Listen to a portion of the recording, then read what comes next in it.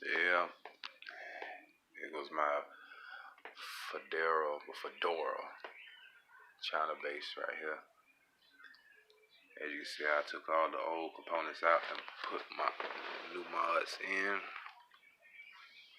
You see them right there, them EMG45DC. And I got the EMG BQS preamp system put in there. Lovely base, man. Lovely place. Now here you see my amp head B115 back there with my Behringer amp head right there.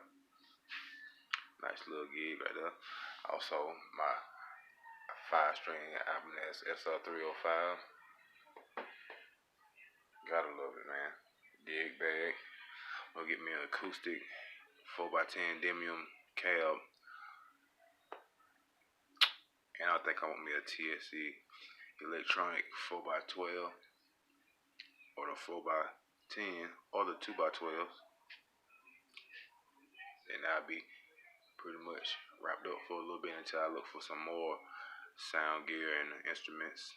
Want me an XX 6-string bass, and I want me a Bryce and a Wolf 6-string. 2 4s, 2 5s, 2 6, 2 7s, and 2 8s. And I can call it done. Octa Bass signing out.